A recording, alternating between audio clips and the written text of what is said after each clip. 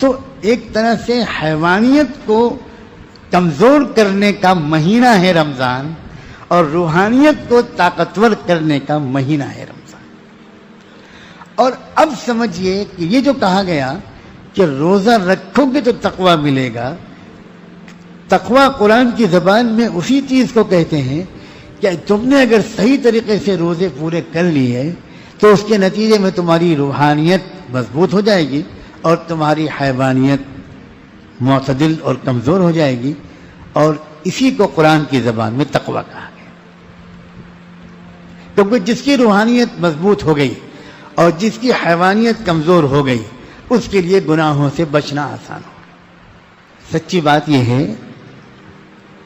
کہ روزے کی یہ جو تاثیر ہے یہ صرف رمضان کے روزوں کی نہیں ہے۔ اصل میں جن لوگوں کو اپنی حیوانیت کمزور کرنی ہے اور جن کو اپنی روحانیت مضبوط کرنی ہے، جو گناہ چھوڑنا چاہتے ہیں، ان کو سال میں ہر مہینے میں کچھ نفلی روزے ضرور رکھنے چاہیے۔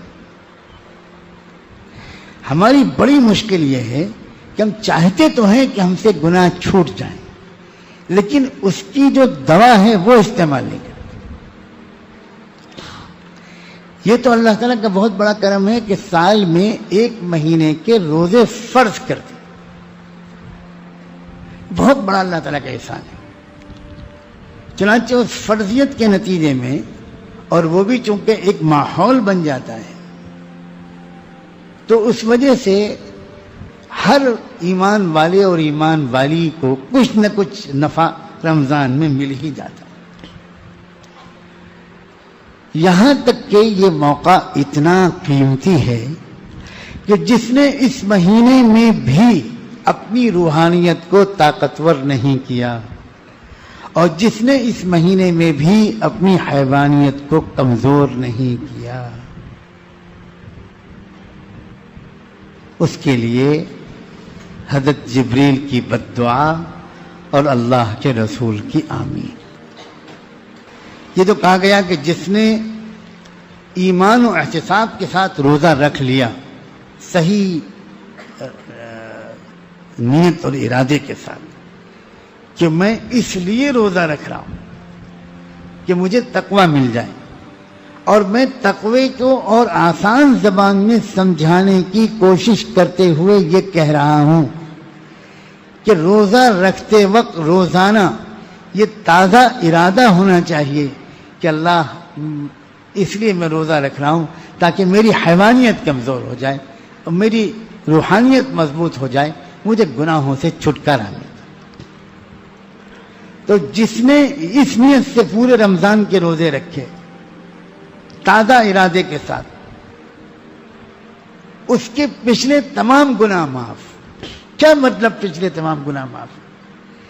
یعنی روحانیت کی کمزوری اور حیوانیت کے غلبے کی وجہ سے پچھلی زندگی میں جتنی غلط حرکتیں ہو چکی وہ سب معاف ہو جائیں گی، اور ان غلط حرکتوں کے اثرات دل اور دماغ پر جو پڑ گئے ان سے اللہ دل اور دماغ کو اب دھو دیں۔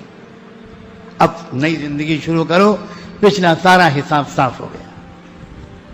امام ربانی حضرت مجدد الفسانی رحمۃ اللہ علیہ نے اپنے ایک مکتوب میں لکھا کہ اس مہینے کو قرآن مجید کے ساتھ بہت خاص مناسبت ہے، اور اسی مناسبت کی وجہ سے قرآن مجید اسی مہینے میں اتارا گیا۔ یہ مہینہ ہر قسم کی خیر و برکت کا جامع ہے۔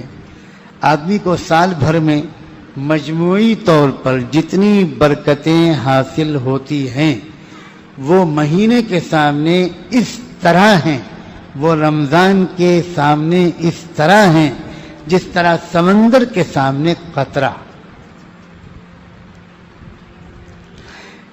فرمایا اس مہینے میں جمعیت باطنی یعنی اندرونی یکسوئی کو حاصل کرنا پورے سال جمعیت باطنی کے لیے کافی ہوتا ہے، اور اس میں انتشار اور پریشان خاطری جس نے اس مہینے کو بھی منتشر مزاجی کے ساتھ گزارا، بقیہ تمام دنوں بلکہ پورے سال کو وہ پریشان خاطری اس کے اوپر مسلط رہتی. لکھا قابل مبارکباد ہیں وہ لوگ جن سے یہ مہینہ راضی ہو کر گیا، اور ناکام اور بدنصیب ہیں وہ لوگ جو اس کو یعنی مہینے کو ناراض کر کے ہر قسم کے خیر و برکت سے محروم ہو گئے.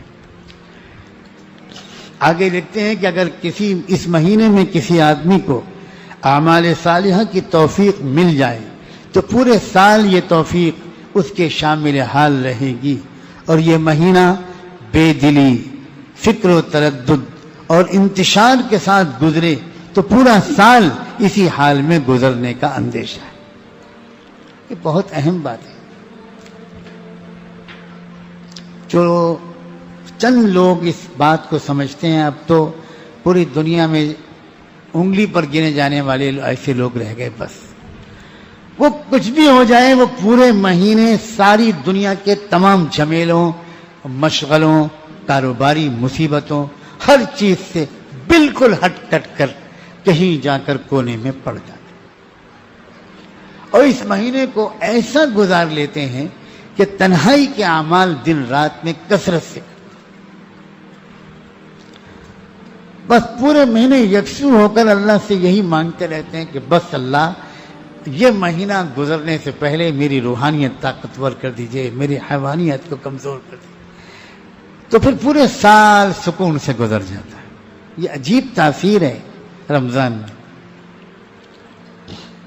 کیا ہم میں سے اکثر لوگ رمضان کے موقع کو ضائع نہیں کرتے؟ اور ایسا بہلاتا ہے شیطان کہ دیکھو اس وقت تو مسئلہ یہ ہے، سیزن کا وقت ہے، کاروبار ہے، بچے بیمار ہے، شادی ہے، فلاں ہے، ڈھماک ہے، عید کی تیاری کرنی ہے. انشاءاللہ عید کے بعد اطمینان سے وقت نکال کر انشاءاللہ ہم اپنی اصلاح کریں. اگر کسان کو کبھی آپ نے ایسا سوچتے ہوئے دیکھا ہے کہ یہ جوتنے کا موسم ہے، بیج ڈالنے کا موسم ہے، کھاد دینے کا موسم ہے، سچائی کا موسم ہے، لیکن اس وقت تو ذرا میں مشغول ہوں، ابھی تو میں ذرا اپنے اور کام دیکھ لیتا ہوں، خاندان میں کئی شادیاں ہیں ان کو بھی دیکھنا ہے، اس کے بعد انشاءاللہ جب مجھے فرصت ملے گی تب میں بیج بھی ڈالوں گا، کھاد بھی دوں گا، سچائی بھی کروں گا، کھیت بھی جوتوں گا، سب کچھ کروں گا. کسی کسان کو آپ نے ایسا دیکھا ہے؟ وہ سمجھتا ہے کہ یہ جو کھیت میں جو کچھ بھی مجھے کام کرنا ہے اس کا ایک خاص موسم ہے، اس کے نکلنے کے بعد میں اگر 24 گھنٹے میں سے 18 گھنٹے بھی کھیت میں کام کروں تب بھی کوئی فائدہ نہیں. اللہ کے واسطے اس بات کو سمجھیں کہ رمضان کا مہینہ دلوں کی کھیتی کا مہینہ، یہ نکلا ہاتھ سے پھر گیا، کوئی بھی بدل نہیں ہے. اللہ تعالیٰ مجھے بھی اور آپ کو بھی توفیق دے کہ بہت ہی یکسوئی کے ساتھ، بڑی بلند ہمتی کے ساتھ رمضان کے اصل کام میں لگ جائیں.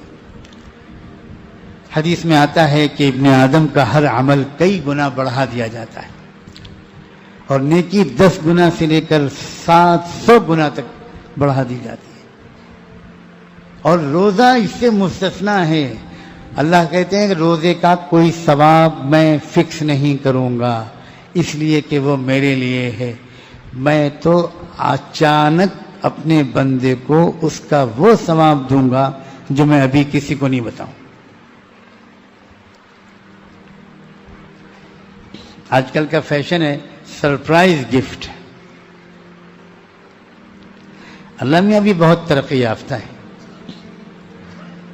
اللہ میاں بھی زمانے کے ساتھ چلنا جانتے ہیں. ٹھیک ہے، اللہ میاں کہتے ہیں میں بھی تم کو سرپرائز دوں گا، تم ہی بہت ماڈرن ہو، ایسا سرپرائز دوں گا کہ حیران رہ جاؤ.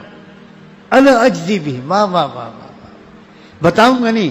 اللہ میاں بتا دیجئے کہ کیا دوں گا. نا بتاؤں گا نہیں.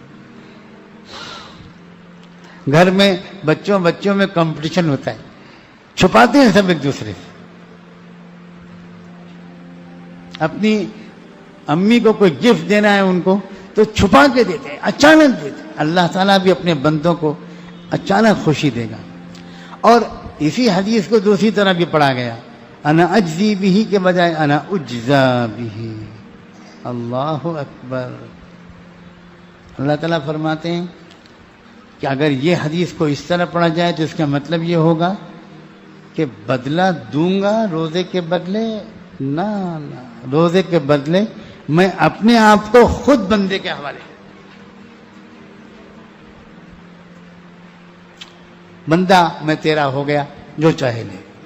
جیسے کسی بادشاہ نے خوش ہو کر کسی موقع پر اپنے درباریوں میں یہ اعلان کیا کہ آج جو غلام، جو باندی، جو درباری تخت میرے دربار کی کسی بھی چیز پر ہاتھ رکھ دے گا وہ چیز اس کی ہو جائے گی۔ کوئی لوگ دوڑ پڑے، لپک پڑے، کسی نے تخت پہ ہاتھ رکھا، اور کسی نے بادشاہ کے تاج پہ ہاتھ رکھا، اور کسی نے بادشاہ کے کنگن پہ ہاتھ رکھا، اور کسی نے تلوار پہ ہاتھ رکھا۔ ایک باندھی چپ چاپ پیچھے کھڑی رہی، وہ آگے نہیں بڑھی۔ بادشاہ کی نظر پڑی تو بادشاہ نے کہا بھائی تم نے کسی چیز کو نہیں ہاتھ رکھا، میں نے تو سب کے لیے اعلان کیا ہے۔ تو وہ باندھی سر جھکائے آگے بڑھی اور قریب آ کر بادشاہ سلامت کے قدموں پر ہاتھ رکھ دیا۔ بادشاہ نے کہا یہ کیا؟ کہا آپ ہی نے تو فرمایا کہ جس چیز پر ہاتھ رکھو گے وہ اس کا ہو جائے گی، وہ چیز اس کی ہو جائے گی۔ اب بادشاہ سلامت میں نے تو آپ کے قدموں پر ہاتھ رکھ دیا۔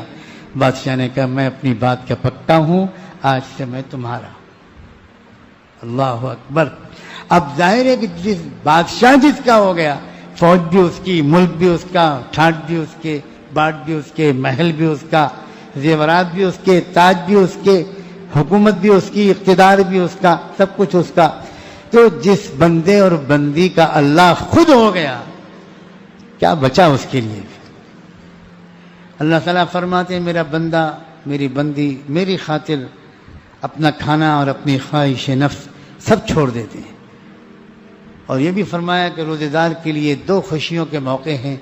ایک خوشی ہوتی ہے روزہ کھولتے وقت، افطار کرتے وقت، اور ایک اپنے رب سے ملاقات کے وقت۔ بلا شبہ روزے دار کے منہ کی بو اللہ کے نزدیک مشک سے زیادہ اچھی اور پاکیزہ ہے۔ ایک اور حدیث کا مضمون ہے کہ جنت میں ایک دروازہ ہے ریان، اس سے صرف روزے دار بلائے جائیں گے، اور جو ایک بار اس دروازے میں داخل ہو جائے گا اسے کبھی پیاس نہیں لگے گی۔ مگر ایک بات سمجھیے کہ روزوں میں اعمال صالحہ کے کرنے کے ساتھ غلط اور برے اور نامناسب کاموں کو چھوڑنا بھی شرط ہے۔ فرمایا تم میں سے کوئی کسی کا روزہ ہو تو نہ تو بری بات کرے، نہ غیر ضروری باتیں کرے، نہ شور و شر کرے، اور اگر اسے کوئی گالی بھی دے اور لڑنے جھگڑنے پر آمادہ ہو تو یہ کہہ دے کہ میرا روزہ ہے، بس خاموش ہو جائے۔ فرمایا جس نے جھوٹ بولنا اور اس پر عمل کرنا نہ چھوڑا تو اللہ کو اس سے کوئی مطلب نہیں، کوئی حاجت نہیں کہ وہ بلا وجہ بھوکا رہے۔ تو نیک اعمال کو خوب بڑھانا ہے، تلاوت، ذکر و تسبیح، ہمدردی، غم گساری، غریب بھائیوں بہنوں یتیموں کی خدمت، اور کلمہ طیبہ لا الہ الا اللہ کا کثرت سے ذکر کرنا ہے۔ کہیے انشاءاللہ لا الہ الا اللہ کی تسبیح بڑھا دیجئے، یہ اللہ کے رسول کا بتایا ہوا معمول ہے۔ رمضان میں کثرت سے لا الہ الا اللہ پڑھیے، 1 تسبیح، 2 تسبیح، 3 تسبیح، 7 تسبیح، 10 تسبیح، 11 تسبیح، اس کو جتنا پڑھ سکیں لا الہ الا اللہ کی کثرت کریں۔ درمیان درمیان میں پڑھ لیا کریں محمد الرسول اللہ۔ پھر استغفار کی تسبیح کی کثرت کریں، اور اللہ تعالیٰ سے دعائیں مانگیں جنت کی، خوب دعا کا اہتمام کریں، جنت مانگیں اور آخرت میں اللہ کی پکڑ سے، جہنم کی آگ سے حفاظت کی دعائیں مانگیں۔ قبولیت دعا کا موسم ہے رمضان، باقی اپنی تمام ضروریات کے لیے مانگیں، خوب دعاؤں کا اہتمام کریں، تراویح شوق و ذوق کے ساتھ پڑھیں، بہت ہی اچھی نیت کے ساتھ، ادب کے ساتھ، احترام کے ساتھ، بہت شوق کے ساتھ ہر 2 رکعت کے شروع میں تکبیر اولیٰ کے اہتمام کے ساتھ تراویح پڑھیں۔ آخری عشرے میں کم سے کم آخری عشرے میں اعتکاف کی ہمت کریں۔ علامہ ابن قیم رحمۃ اللہ علیہ نے اعتکاف کے بارے میں بہت پیاری بات لکھی ہے۔ لکھتے ہیں اعتکاف کی روح اور اس سے مقصود یہ ہے کہ دل اللہ کے ساتھ وابستہ ہو جائے، اس کے ساتھ جمعیت باطنی حاصل ہو، اشتغال بالخلق سے رہائی نصیب ہو۔ ہر وقت انسان مخلوق کے ساتھ بس الجھا رہے، سوچتا بھی رہے، باتیں بھی کرتا رہے، اس سے رہائی نصیب ہو، اعتکاف کا مقصد ہے۔ اور صرف اپنے اللہ سے لو لگانے میں یہ 10 دن اور 10 راتیں ایسی گزر جائیں کہ مستقل طور پر دل کی لو اللہ سے لگ جائے، اور یہ حال نصیب ہو جائے کہ تمام افکار و ترددات اور ہموم و وساوس کی جگہ اللہ کا ذکر اور اس کی محبت لے لے، ہر فکر اس کی فکر میں ڈھل جائے، اور ہر احساس اور خیال اس کے ذکر و فکر، اس کی رضا اور قرب کے حصول کی کوشش